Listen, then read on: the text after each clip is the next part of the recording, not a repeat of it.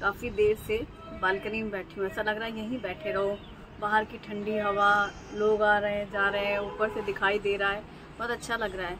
मैं सोच रही हूँ आज वीडियो की स्टार्टिंग यहीं से करते हैं। क्या बनाऊँ बहुत सोच रही हूँ। सब्जियाँ भी रखी हुई हैं घर पर कि सब्जी पराठा बनाया जाए या कुछ ऐसा नाश्ता। तो मैं बना रही हूँ स्वीट कॉर्न से बहुत टेस्टी वाला नाश्ता। आप ब्रेकफास्ट में बनाओ या फिर इवनिंग टाइम पे, क्योंकि स्वीट कॉर्न का सीज़न है और मैंने बहुत सारी रेसिपी शेयर की थी। तो एक दिन एक कमेंट था कि इडली भी बनाइए, तो मैं सोच रही हूँ आज वही बनाते हैं, उसके साथ बनाएंगे। क्या शुरू करते हैं, खुद यहीं बैठते हैं। मैंने सोचा आज स्टार्टिंग भी करते हैं और ये भी देखूंगी कि जब मैं यहाँ बाहर बालकनी में बैठ के कुछ अगर आपके साथ कोई बातचीत करूँ तो नीचे रोड की जो आवाज़ें आती हैं वो भी आ रही हैं कि नहीं। नॉइज़ ज़्यादा आता है ना, जो कि घर में हम लोग बोलेंगे वो आवाज़ तेज़ नहीं सुनाई देगी, बाहर का नॉइज़ ज़्यादा तेज़ सुनाई देता है। हर घर में एक कोना होता है जो हमारा सुकून वाला कोना होता है, और ये है मेरा हैप्पी प्लेस। स्वीट कॉर्न की आज की रेसिपी के लिए हमें 2 कप चाहिए हैं स्वीट कॉर्न। आप फ्रेश कॉर्न भी ले सकते हैं या फिर आप स्टोर किया हुआ भी ले सकते हैं, डीप फ्रीज करके जो हम लोग फ्रीज़र में रखते हैं।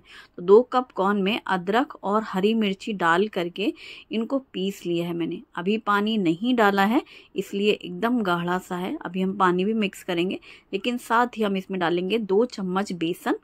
इसी के साथ हम डालेंगे 1/4 कप जितनी सूजी, और सूजी के साथ ही हम डालेंगे 1/4 कप जितनी दही।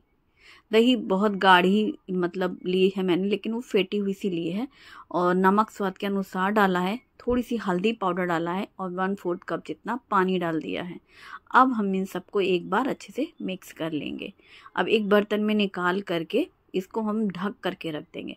उससे क्या होगा, 5-10 मिनट के लिए रख देंगे। वैसे ये इंस्टेंट बनने वाली इडली है, ऐसा नहीं कि इसे कुछ फर्मेंट करना है। लेकिन हाँ, जब तक हम तैयारी करते हैं चटनी की, कोई भी इडली बने चटनी ज़रूर बनती है। और मैं बना रही हूँ फ्रेश कोकोनट चटनी। कोकोनट के लिए बहुत अच्छी टिप होती है कि वो पूरा ईजिली निकल जाए। तो क्या करो, जैसे हमने नारियल फोड़ा, पानी यूज़ कर लिया, 2 टुकड़े हो गए नारियल के, इसको हमने फ्रीज़र में रख दिया था। फ्रीज़र में रखने से ये एकदम कड़क हो जाता है, लेकिन अभी 10 मिनट पहले मैंने बाहर निकाला तो फिर वो एकदम सॉफ्ट सा हुआ। तो बहुत आसानी से वो मतलब जो उसकी शेल है उससे बाहर आ गया। तो वरना कितना नाइफ से खोंच के निकालना पड़ता है, कई बार नाइफ लग भी जाती है। तो ये बहुत ही अच्छी टिप है। हरा धनिया की थोड़ी डंठल भी ले ली है, बाकी धनिया के जो पत्ते हैं वो हमने काट लिया है। तो यहाँ पर नारियल के साथ अदरक, हरे धनिया की डंठल, भुने चने, लाल मिर्ची, नमक और थोड़ी सी मूंगफली के दाने और पानी डाल करके करी पत्ता के थोड़े से पत्ते डाल लेंगे, जिससे फ्लेवर बहुत अच्छा आता है चटनी का। मैंने इसमें दाली और मूंगफली दोनों डाले हैं, आप दोनों में से कोई एक भी डाल सकते हैं, या भुने चने या केवल भुनी हुई मूंगफली। तो थोड़े थोड़े से दोनों ही डाले हैं मैंने, और इसको हमने पीस लिया है पानी डाल करके। आप खट्टा करना चाहें तो इसमें दही डाल सकते हैं, मैंने नहीं डाला, यूं ही नहीं डाला। ये सूखी खाने में बड़ी अच्छी लगती है। दही डालने से फिर थोड़ी देर बाद जैसे बच गई ना तो बहुत ज़्यादा खट्टी लगने लगती है। तड़के पैन में तेल गरम करके राई डाली है, करी पत्ता, हींग डाली है और लाल सूखी मिर्ची, और हाँ थोड़ी सी उड़द की दाल भी डाली है तड़के पे। और इस तड़के को डाल दिया है चटनी में और मिक्स कर दिया। ये चटनी मुझे सूखी खाने में भी बहुत अच्छी लगती है, और ये इडली, डोसे सभी के साथ बहुत अच्छी लगती है। लेकिन फ्रेश कोकोनट चटनी बनाने के लिए हमेशा नहीं रहता है नारियल सूप ताज़ा वाला, तो इसीलिए ये बहुत अच्छी टिप है। आप ना नारियल को फ्रीज़र में रख सकते हैं, फिर जब आपको ज़रूरत पड़े आप निकालें और इस्तेमाल करें। अब से मैं ऐसा ही करती हूँ, काफ़ी टाइम हो गया, मतलब मैं ऐसा करती हूँ, इसलिए मुझे पता है कुछ भी प्रॉब्लम नहीं आती, ख़राब भी नहीं होता नारियल। और अब हमने कढ़ाई में पानी गर्म करने रखा है और इसकी जो इडली की प्लेट है उसे ग्रीस कर लिया है। और ये जो हमने बैटर तैयार करके रखा था, इसमें भी हमने 1 चम्मच ऑयल डाला है, मिक्स कर दिया है। और फिर इसमें डाला है आधा पैकेट इनो का। हाफ पैकेट मैं यूज़ कर चुकी थी एक दिन, इसलिए अभी हाफ ही रखा था, तो मैंने वही हाफ ही डाला है। पूरा जो आपको लगा हमने पैकेट पूरा डाला, हाफ पैकेट था। और इसको मिक्स कर लेंगे, एक ही डायरेक्शन में मिक्स करें, ज़्यादा तेज़ ही घुमाएं नहीं। और सूजी अच्छी सी भीग चुकी होती है, और ये जो हमारा कॉर्न है वो तो इंस्टेंट ही बन जाता है। सेम बैटर से आप ढोकले भी बना सकते हैं। और मुझे ऐसा याद आ रहा है कि मैंने ढोकले की रेसिपी शेयर की है, लेकिन हाँ इडली बना रही हूँ मैं आज। इसी सेम बैटर से आप आप्पे भी बना बना सकते हैं, जो मर्ज़ी वो बना सकते हैं। बस टाइटल होता है कि अच्छा आज है कौन के इडली और आज है कौन के आप्पे और आज है कौन का ढोकला। अच्छा, इसको टॉपिंग करने के लिए मैं 2 आपको अच्छे टिप्स दे रही हूँ, आइडियाज़। जैसे हमने इडली प्लेट में इडली बैटर डाल दिया, फिर ऊपर से चिली पाउडर स्प्रिंकल किया और थोड़े थोड़े से इस तरीके से कॉर्न दूर दूर हम इस तरीके से सजा देंगे सजावट के लिए। ये देखने में ना बहुत ही प्यारा लगता है, क्यूट लगता है, तो वो कॉर्न का ही, लेकिन वो ऐसे बाहर से आवाज़ दे दे के कहेगा कि अरे हम कॉर्न की इडली है, कॉर्न इडली है, कॉर्न है ना, देख के ही समझ में आ रहा। कढ़ाई में जो पानी उबाल रहा था, बस अब ये प्लेट मैंने डाल दिया है कढ़ाई में और इसे ढक देंगे और आँच को तेज़ रखेंगे और करीबन 12-15 मिनट में हमारी इडली स्टीम होके रेडी हो जाएंगी। दूसरी प्लेट भी मैंने ग्रीस कर ली है और जो बैटर है उसे हम डाल देंगे। टोटल दोनों ही प्लेट हमारी अच्छे से इस बैटर में फिल हो गई थी।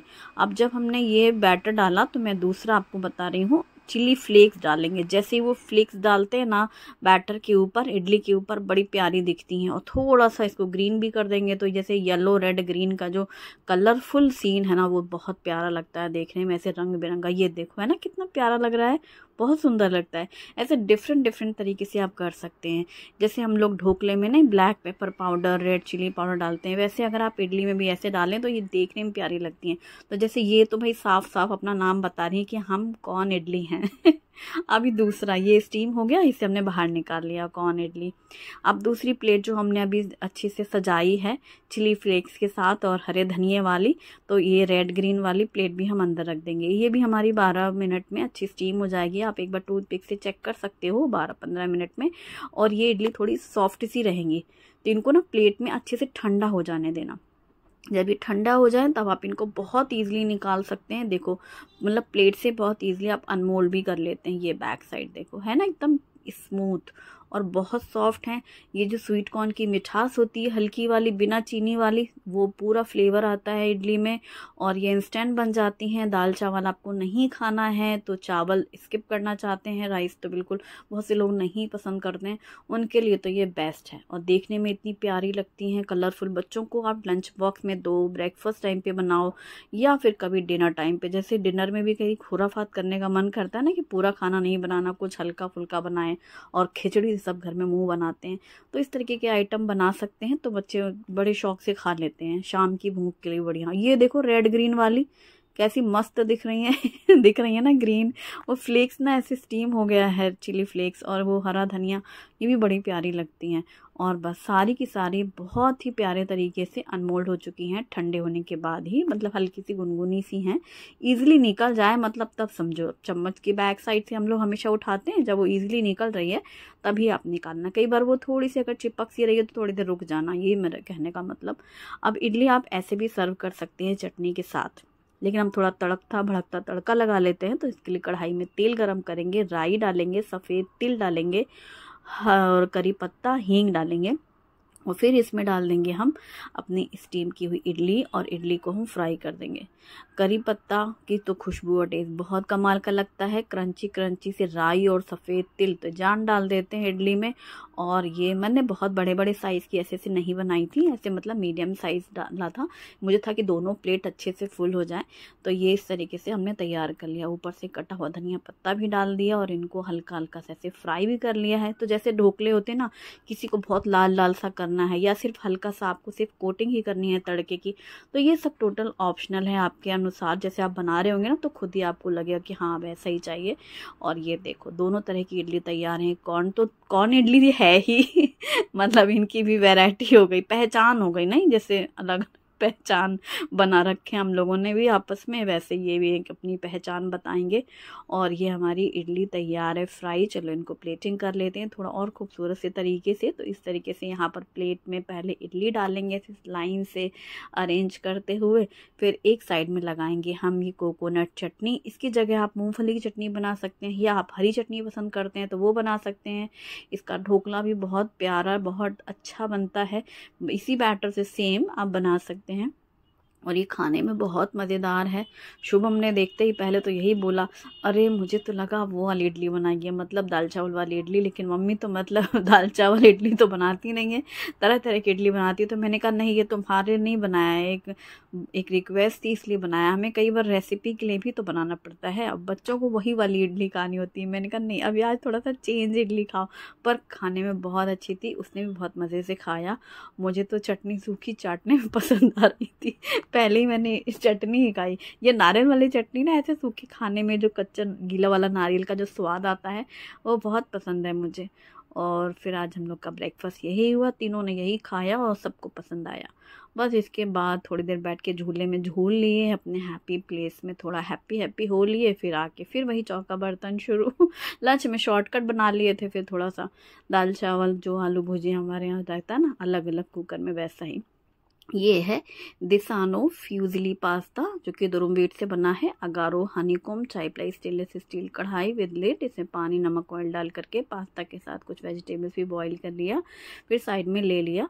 तेल गरम करके बारीक कटी हुई प्याज डाल करके भून लें, फिर अदरक लहसुन हरी मिर्ची का पेस्ट डाल लें, वो भी भून जाए। फिर उसके बाद टमाटर शिमला मिर्च स्प्रिंग अनियन डाल करके मिक्स करके भून लें, और मैगी मसाला डालें इसमें, या फिर रेगुलर मसाले भी डाल सकते हैं। Pizza pasta sauce, tomato ketchup, नमक और ब्लैक पेपर पाउडर डाल करके मिक्स कर लें। बॉईल किया हुआ पास्ता डाल करके भी इसको अच्छे से मिक्स करके भूनें, और गर्मा गर्म पास्ता के ऊपर स्प्रिंग अनियन डाल करके गर्मा गर्म सर्व करें। वीडियो पसंद आए तो लाइक करें, अपनी फैमिली और फ्रेंड्स के साथ भी शेयर करें। Thanks for watching, bye bye.